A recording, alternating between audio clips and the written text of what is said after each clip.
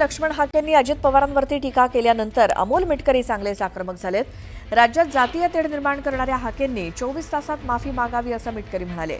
मिटकरींनी हाकेंवरती सडकून टीका केली तर या त्यांच्या टीकेला हाकेंनी देखील उत्तर दिलं।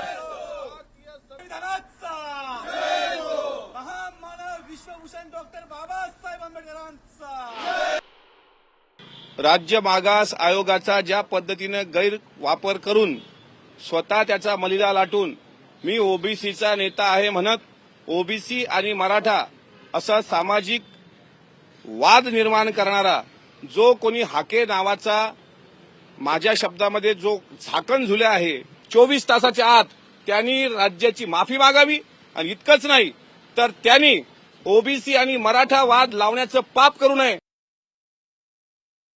हा माणूस डोक्यानं सरकलेला माणूस आहे, त्यामुळं त्यांनी जे आरोप केलेले आहेत ते आरोप धांदात खोटे असून एक राजकीय आम्ही जे काही ओबीसी विजयंती शोषित वंचितांचे प्रश्न उपस्थित केले या महाराष्ट्राच्या राज्यकर्त्यांसमोर त्याचं त्यांच्याकडे उत्तर नाही आहे। त्यामुळं मला वैयक्तिक डॅमेज करणं बदनाम करणं हा एवढा एककलमी कार्यक्रम त्या अमोल मिटकरींचा आहे। त्यामुळं असल्या आरोपांना मी त्याच्या भीकसुद्धा घालत नाही। अमोल मिटकरी गर्दुल्ल्या, तू कारखानदाराच्या पक्षाचा प्रवक्ता, तुझी बुद्धी गहाण पडली। लक्ष्मण हाकेंनी अजित पवारांवरती टीका केल्यानंतर अमोल मिटकरी चांगलेच आक्रमक झालेत। राज्यामध्ये जातीय तेढ निर्माण करणाऱ्या हाकेंनी 24 तासात माफी मागावी असं मिटकरी म्हणाले। खेड तालुक्यातील चिंचघरमधील मंदिराच्या कलशारोहणाच्या कार्यक्रमात वैभव खेडेकर, रामदास कदम आणि उदय सामंत एकाच व्यासपीठावरती होते। यावेळी राजकीय टोलेबाजी बघायला मिळाली तर मनसेच्या वैभव खेडेकरांना अप्रत्यक्षपणे शिवसेनेत येण्याची ऑफर देण्यात आली। महाराष्ट्र नवनिर्माण सेनेचे राज्य संघटक वैभव खेडेकर मनसेवर नाराज असल्याची चर्चा आहे। वैभव खेडेकर यांनी एक्सवरच्या पोस्टमध्ये निष्ठावंतांना कवडीची किंमत नसते असं म्हटलंय। त्यामुळे खेडेकर मनसेला जय महाराष्ट्र करण्याच्या तयारीत असल्याची चर्चा रंगली आहे। उपमुख्यमंत्री एकनाथ शिंदे नाशिक दौऱ्यावरती आहेत। उबाठाचे नेते विलास शिंदेंच्या मुलीच्या लग्नासाठी एकनाथ शिंदे नाशिक दौऱ्यावरती गेलेत। एकनाथ शिंदेंच्या उपस्थितीमुळे उबाठाचे महानगर प्रमुख विलास शिंदे ठाकरेंची साथ सोडणार असल्याची चर्चा आहे। भरत गोगावले यांच्या अभिष्टचिंतन सोहळ्यातनं महेंद्र दळवी यांनी तटकरेंवरती टीका केली होती। यावर राष्ट्रवादीचे प्रवक्ते आनंद परांजपे जोरदार पलटवार त्यांनी केला होता। यावरनं थोरवेंनी आनंद परांजपेंना खडेबोल सुनावलेत। नाशिकमध्ये येत्या 8 दिवसात ठाकरेंच्या शिवसेनेत राजकीय भूकंप होणार असल्याचा दावा मंत्री गिरीश महाजनांनी केला। महाजनांच्या या दाव्यामुळे राजकीय चर्चांना उधाण आलंय। ठाकरे बंधूंनी एकत्र यावं असं सूचक वक्तव्य शिवसेना उबाठाचे आमदार सुनील प्रभू यांनी केलं। महाराष्ट्राची इच्छा भविष्यात पूर्ण होईल असं ते म्हणाले। आगामी महापालिका निवडणुकीच्या पार्श्वभूमीवर शिवसेना उबाठा पक्षाची कोल्हापुरात महत्त्वाची बैठक पार पडली। या बैठकीनंतर सुनील प्रभू बोलत होते। उपमुख्यमंत्री अजित पवार बारामती दौऱ्यावरती आहेत। माळेगाव सहकारी साखर कारखान्याची पंचवार्षिक निवडणूक जाहीर झाली असून अजित पवारांनी या दौऱ्यादरम्यान इच्छुकांच्या मुलाखती घेतल्या। सिंधुदुर्ग जिल्ह्यामध्ये ग्रामसेवकांची 115 पदं रिक्त असताना 19 ग्रामसेवकांच्या आंतरजिल्हा बदल्यांना मंजुरी देण्यात आली। यावरनं माजी आमदार वैभव नाईक आक्रमक झाले। वरिष्ठ अधिकाऱ्यांनी आर्थिक देवाणघेवाण करून ग्रामसेवकांना मुक्त केलं असा आरोप वैभव नाईक यांनी केला। लाडक्या बहिणींना सरसकट पैसे देणं चूक आहे असं म्हणत उपमुख्यमंत्री अजित पवारांनी कबुली दिली तर प्रायश्चित्त म्हणून अजितदादांनी राजीनामा देण्याची मागणी संजय राऊतांनी केली। पालकमंत्रीपदाचा वाद चव्हाट्यावर आणू नका, जाहीररित्या टीका करण्याची गरज नाही। मंत्री चंद्रशेखर बावनकुळे यांनी रायगडमधल्या नेत्यांसह कार्यकर्त्यांना तशी विनंती केली आहे।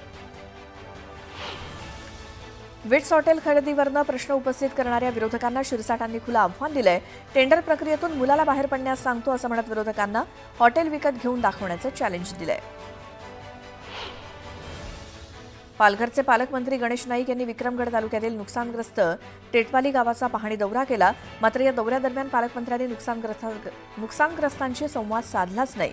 फक्त अधिकाऱ्यांशी चर्चा करून गणेश नाईक परतले। वृक्षारोपणाचे कार्यक्रम केवळ राजकीय स्वरूपात करू नका, केवळ फोटोपुरते करू नका, तर ते वृक्ष जगवण्यासाठी सुद्धा प्रयत्न करा असं आवाहन पर्यावरण मंत्री पंकजा मुंडे यांनी केलं। भाजप नेते किरीट सोमय्या यांनी हिंगोलीच्या जिल्हाधिकारी कार्यालयात बैठक बोलावली होती। दरम्यान कोणतंही संविधानिक पद नसताना भाजप नेते किरीट सोमय्या यांना शासकीय अधिकाऱ्यांची बैठक घेण्याचा अधिकार आहे का, असा सवाल आझाद समाज पार्टी या पक्षाचे हिंगोलीतील पदाधिकारी अॅडव्होकेट रावण धाबे यांनी उपस्थित केला. मालेगाव शहरात 1000 घुसखोर असल्याचा दावा भाजपचे नेते किरीट सोमय्या यांनी केला. याची सखोल चौकशी करण्याची मागणी त्यांनी केली. इयत्ता 11वी ऑनलाईन प्रवेश प्रक्रियेला आता मुदतवाढ देण्यात आली आहे. 5 जूनला दुपारी 2 वाजेपर्यंत ही मुदतवाढ देण्यात आली आहे. वेबसाईटवरती इन हाऊस कोट्यातील शाळांमध्ये बदल करण्यासाठी पालकांना आणि विद्यार्थ्यांना पुरेसा वेळ मिळावा यासाठी शिक्षण संचालनालयानं हा निर्णय घेतला आहे. वैद्यकीय प्रवेशासाठी घेण्यात येणारी नीट परीक्षा अनिश्चित काळासाठी पुढे ढकलण्याचा निर्णय घेण्यात आला आहे. National board of examination in medical सायन्सनं हा निर्णय जाहीर केला असून 15 जून रोजी 2 शिफ्टमध्ये घेण्यात येणारी ही परीक्षा आता एकाच शिफ्टमध्ये घ्या असे निर्देश सर्वोच्च न्यायालयानं दिल्यामुळे ही परीक्षा पुढे ढकलण्यात आली. यंदा देशासह राज्यात वेळेपूर्वीच मान्सून दाखल झालाय. मात्र यावर्षी जगभरात तब्बल 19 चक्रीवादळे येऊ शकतात असा अंदाज अमेरिकेच्या हवामान विभागानं वर्तवलाय.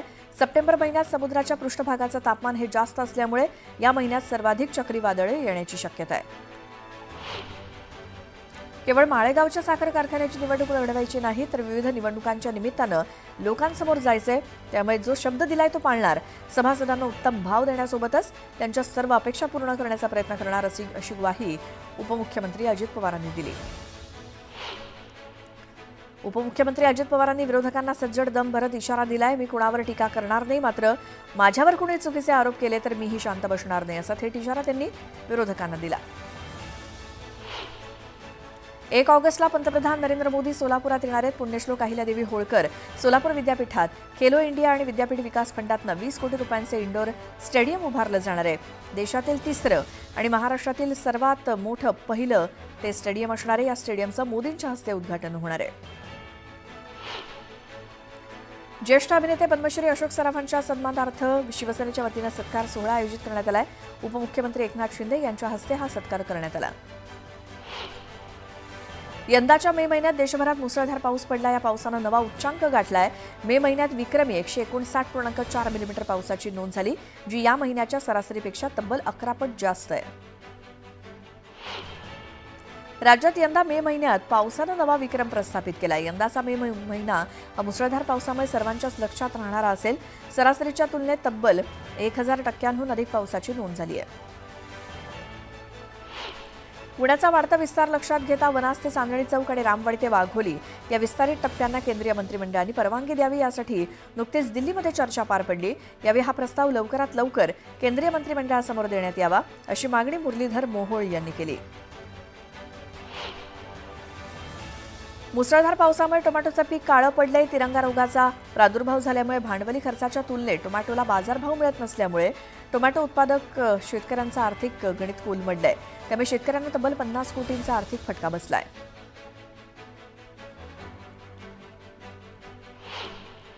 पुणे विमानतळाच्या इतिहासात पहिल्यांदाच विमानांसाठी 235 स्लॉट उपलब्ध झालेत. या ठिकाणी नागरी विमानांसाठी स्लॉट वाढवणं हे खूप आव्हानात्मक होतं.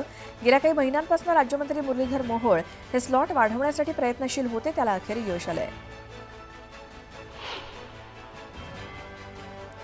राज्यात आता सर्वात जास्त कोरोना सक्रिय रुग्ण हे पुण्यात असल्याची माहिती समोर आली आहे. राज्यात गेल्या 24 तासात 65 रुग्णांना कोरोनाची लागण झाली असून 65 रुग्णांपैकी सर्वाधिक 25 रुग्ण हे पुण्यातील असल्याची माहिती समोर आली आहे.